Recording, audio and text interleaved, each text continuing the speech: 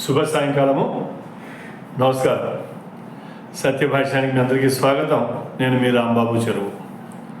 మిత్రులు ఫోన్ చేసి బాగానే ఉంది, దేవుడు ఉన్నాడు జాగ్రత్త చెబుతూనే ఉన్నావు, కానీ దేశంలో ఈ నల్లలు జరుగుతున్నాయి కదా, వాటి పట్ల నీకేమీ అవగాహన లేదా, దాని గురించి చెప్పదలుచుకోవట్లేదా, ఏమైంది అని అడుగుతున్నారు. ఆలోచించి చూస్తే పరిణామాలు ఎదురుకుండా కనిపిస్తున్నాయి. కానీ ఎక్కడి నుంచి ఇది మొదలవుతోంది, ఎందుకు ఈ ప్రేరేపణ వీళ్ళు చేస్తున్నారు అనేది ఆలోచిస్తే కనుక యూనిఫామ్ సివిల్ కోడ్ అనేది ఉత్తరాఖండ్ గవర్నమెంట్ ఆల్రెడీ పాస్ చేసింది. ఉత్తరాఖండ్ గవర్నమెంట్ యూనిఫామ్ సివిల్ కోడ్ని పాస్ చేసింది. ఆ తర్వాత వక్ఫ్ అమెండ్మెంట్ యాక్ట్ సంస్కరణ బిల్లు ఇక పార్లమెంట్లో వస్తుంది ఇవాళ రేపా అన్న తరుణంలో 17వ తారీఖు మార్చి నాడు గొప్ప ప్రదర్శన చేశారు ముల్లాలు, మౌలవీలు, యావత్ భారత్ నుంచి అందరూ వెళ్ళారు ప్రదర్శన. అందులో మన హైదరాబాద్ నుంచి అసదుద్దీన్ ఓవైసీ గారు కూడా చాలా గట్టి ధమ్కి ఇచ్చారు. ఈ తరుణంలో సంభల్ అనే ప్రాంతంలో గట్టి అల్లలు జరిగితే 2 రోజుల్లో ఒక్క రోజులోనే దాన్ని అదుపులోకి తెచ్చి సంభల్లో 54 పుణ్యక్షేత్రాన్ని తవ్వి వెలికి తీసి ఈ పరిణామాలు జరుగుతున్నప్పుడు ఏం జరుగుతోంది తర్వాత? ఇంతకుముందు వినాయక చవితి శోభాయాత్రలో రాళ్ళు రువ్వేవాళ్ళు, శ్రీరామనవమి శోభాయాత్రలో రాళ్ళు రువ్వేవాళ్ళు. మొన్నటికి మొన్న పాకిస్తాన్ ప్రమేయం లేదు, ఇండియా న్యూజిలాండ్ మీద ఛాంపియన్షిప్ ట్రాఫీ గెలిచిన తర్వాత ఇందోర్ అంటే మధ్యప్రదేశ్లో కొన్ని భాగాలు, అందులో ఒకటి ఇందోర్, తెలంగాణలో దిల్సుఖ్ నగర్ నుంచి మొదలెడితే కనుక అటు కరీంనగర్ వరకు ఇంకో చోటు వరకు కూడా అల్లర్లు పెరిగినాయి. అలాగే చూస్తే కనుక ఔరంగజేబు ఈ ఛాబా సినిమా వచ్చిన తర్వాత ఔరంగజేబు యొక్క సమాధి పైన విరోధంగా ఆర్ఎస్ఎస్ వాళ్ళు, విహెచ్పి వాళ్ళు ఒక ర్యాలీ చేస్తే దాన్ని పురస్కరించుకుని ఆ రోజు సాయంకాలం అంటే అందరూ సద్దుమడిగిన తర్వాత 6 గంటలకు 7 గంటలకు మొదలెట్టి హిందువుల ఇళ్ళు, హిందువుల ఆస్తులు, హిందువుల కార్లు అన్నీ కూడా మార్క్ చేసినట్టు అలీబాబా 40 దొంగల టైంలో ఎట్లాగైతే మార్క్ చేసి కాని వాళ్ళని హతమార్చారో అటువంటి పన్నాగంతో హిందువుల ఆస్తులన్నీ ధ్వంసం చేశారు.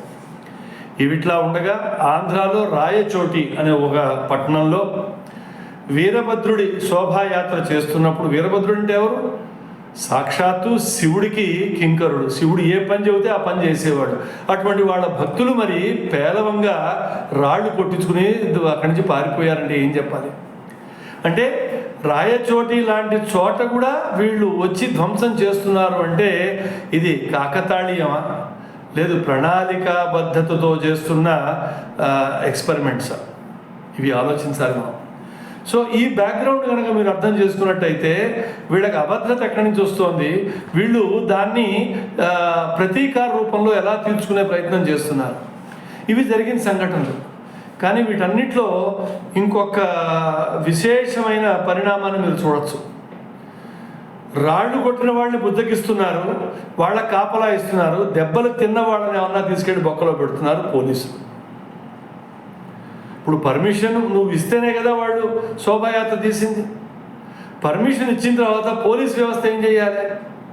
ఆ మార్గమధ్యంగా ఆ మార్గంలో ఎటైతే వెళుతున్నారో ఆ మార్గంలో ఉన్న డాబాల మీద రాళ్ళు ఉన్నాయా, రప్పలు ఉన్నాయా, యాసిడ్ బాటిల్స్ ఉన్నాయా, ఇవన్నీ చూసుకోవాల్సిన బాధ్యత వాళ్ళకి లేదా? వెళుతున్న మార్గంలో మస్జిద్ వస్తే అక్కడ ఉన్న మౌల్వీని అల్లరి ఏదైనా జరిగిందంటే ఖబర్దార్ తీసుకెళ్ళి బొక్కలో పెడతామని ఒక ధమ్కీ ఇవ్వద్దు ఆయనకి. అక్కడ అంటే భద్రత అందరి బాధ్యత, పోలీసులది ఒక్కటే కాదు. ఆ భద్రత కోసమని వీళ్ళు ఒక్క స్టెప్ 2 స్టెప్స్ ముందు ఆలోచించాల్సిన పరిస్థితి వీళ్ళకి లేదా? స్టాండర్డ్ ఆపరేటింగ్ ప్రాక్టీసెస్ అంటూ వీళ్ళకి ఉండవా పోలీసులకి? అందరికంటే ఎక్కువ ముస్లిం జనాభా ఉన్న ఉత్తరప్రదేశ్లో మరి దాన్ని కంట్రోల్ చేయగలిగారు కదా. రైట్స్ అంటే రాళ్ళు రువ్వకుండా చూసుకోవటం ఫస్ట్ స్టెప్. రాళ్ళు రువ్విన తర్వాత రువ్విన వాళ్ళ మీద కేసులు పెట్టాలా, దెబ్బలు తిన్న వాళ్ళ మీద కేసులు పెట్టాలా? అంటే పోలీసు వ్యవస్థ ఈ అపోజిషన్ పార్టీలు రూల్ చేస్తున్న రాజ్యాల్లో అంటే కర్ణాటక, తెలంగాణ, ఆంధ్రప్రదేశ్, అలాగే తమిళనాడు, కేరళ కనుక చూసినట్టయితే దెబ్బలు తిన్న వాళ్ళ మీద కేసులు పెట్టి వాళ్ళని ఇంకా ముస్లిమ్స్ని మంచిగా చేసుకునే ప్రయత్నంలో పోలీసు వాళ్ళు ప్రవర్తిస్తున్నారు. ఇది ఎంతవరకు సబబు? మనం ఏం చేయాలి దానికోసం? శోభాయాత్ర నువ్వు ఇస్తున్నావు, పర్మిషన్ ఇస్తున్నావు, మేము పర్మిషన్ తీసుకుని మేము బయటకు వస్తున్నాం. మేము సంసిద్ధం కావా? వాళ్ళు ఎవరన్నా వస్తే మా మీద రాళ్ళు కొడితే మేము ఎదురు దాడి దిగేది మేము సంసిద్ధం కావా అని పోలీసులను అడిగితే వాళ్ళు కళ్ళు తెరుచుకుని వాళ్ళ స్టాండర్డ్ ఆపరేటింగ్ ప్రాక్టీస్ ఏవైతే ఉంటాయో ఆ మార్గంగా వెళుతున్నప్పుడు డ్రోన్ తోటి ఒకసారి పర్యవేక్షణ చేసుకుని ఇళ్లపైన రాళ్ళు లేవు, మస్జిద్లో అంతా శాంతంగా ఉంది, మస్జిద్ వాళ్ళని మనం పరామర్శించాం, మస్జిద్ వాళ్ళకి చెప్పాము ఇక్కడి నుంచి ఏదన్నా ఎవరు వచ్చి ఏ రాళ్ళు వేసినా కూడా ఆ మస్జిద్ యాజమాన్యాన్ని పట్టుకుంటాము, అటువంటి వాళ్ళకి ముందస్తుగా చెప్పుకుంటాము అనే ప్రయత్నం పోలీసులు చెయ్యరా?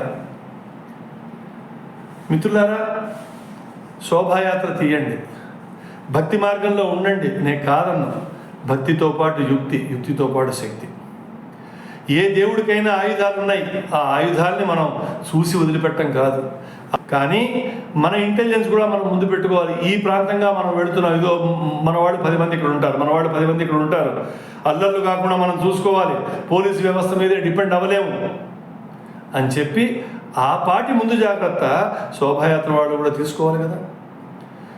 పోలీసులను అడగాలి కదా, ఏమన్నా ఎదురుదాడి జరిగితే నువ్వు బాధ్యత తీసుకుంటావా? సో ఈ జరుగుతున్న పరిణామాలు, వాళ్ళు చేస్తున్న ఎక్స్పెరిమెంట్స్, వాళ్ళు జనాల్ని భయభ్రాంతులు చేయటం, ఇవన్నీ ఒక ప్రణాళికాబద్ధంగా వాళ్ళు చేస్తున్నారు. వాళ్ళకి చేయూతనిస్తోంది మన పోలీసు వ్యవస్థ, పోలీసు యంత్రాంగం.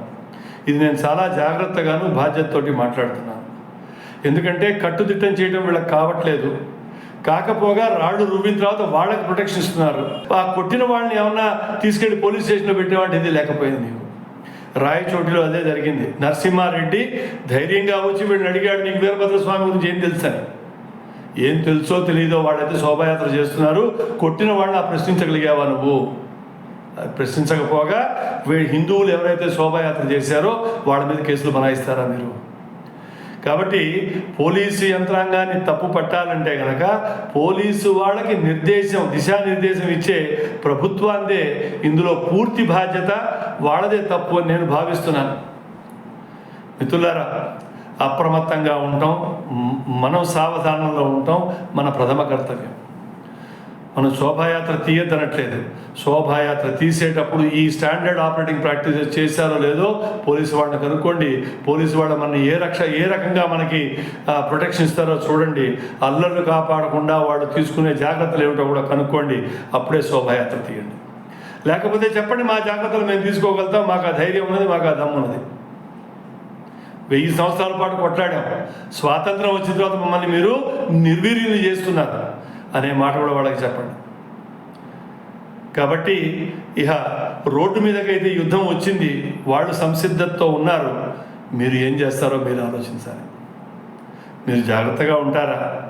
మీరు అప్రమత్తంగా ఉంటూ మీ సొసైటీలో, మీ కాలనీలో మీ పర్యవేక్షణ చేసుకుంటూ మీ చుట్టుపక్కల వాళ్ళని మీరు గమనించుకుంటూ ఉంటారా? ఇవన్నీ మనం ముందు ప్రణాళికతో ఆలోచించుకుని ముందుగా మన జాగ్రత్తలు మనం తీసుకోవాల్సిన బాధ్యత మన మీద ఉన్నది. సత్యభాష్యంలో ఈ శీర్షికను కనుక మీరు మొదటిసారి వింటున్నట్టయితే సత్యభాష్యానికి దయచేసి సబ్స్క్రైబ్ చేయండి. ఈ వీడియోని మీకు తెలిసిన మిత్రులకి, మీ బంధువులకి, అందరికీ కూడా దీన్ని పంపించండి. అప్రమత్తంగా ఉండేందుకు మీరు అనుకునే ఆలోచనలు, సూచనలు కూడా నాకు కామెంట్ రూపంలో పెట్టండి. ఇది మళ్ళా మనం దీన్ని ముందుకు పట్టుకెళ్దాం. వచ్చే శీర్షిక వరకు ఉంటాను. మరి రాంబాబు చెరువు, హైదరాబాద్.